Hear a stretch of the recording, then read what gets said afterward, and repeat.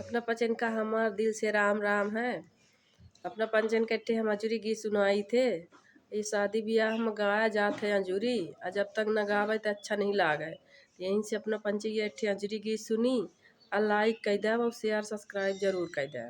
हम सुनाई थे अपना पंचन का अजूरी गीत कि सासुरे से सुगनाया बोल मीठी बोली के बोल मीठी बोली के आचलाम लिखी है सोलह सिंगार के आच लाम लिखी है सोलह सिंगार हो।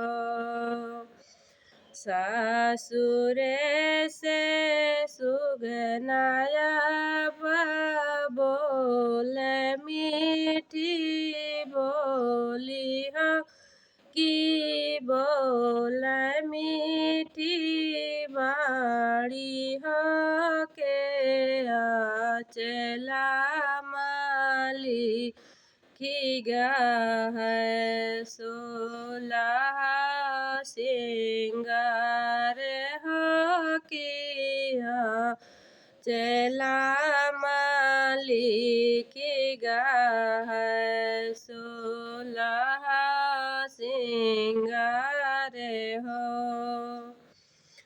कि मड़ाए तारी पाप बैठे चरण पखरे हो कि चरण पखरे हो के मामियों ने कर कारी रही गौअन के दान हो के मामी रानी कारी राही गौअन के दान हो।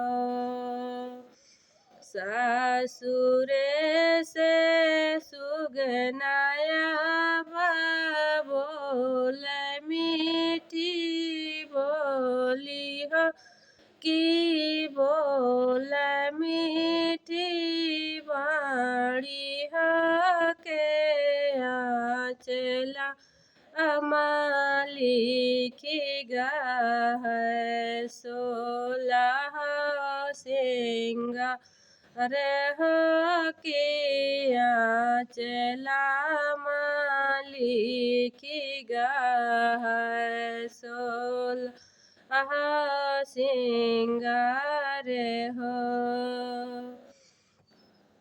चाचौन कर मण तरी कर का कन्यादान हो के कर कन्यादान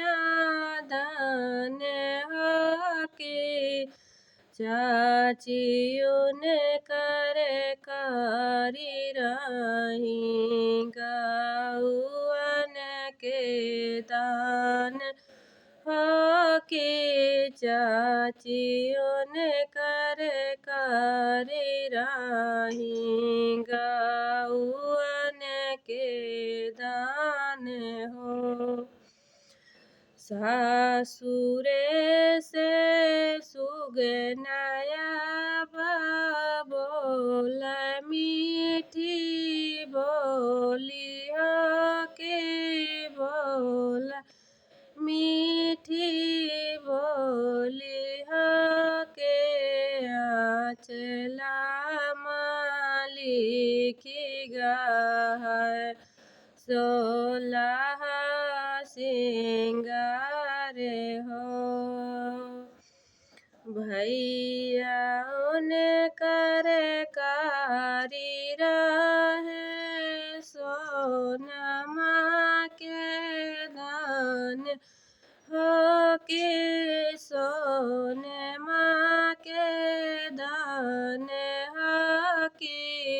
भाभी उनकर बैठे हो सोलह सिंगार करे भाभी उनकर बैठी हो सोलह सिंगार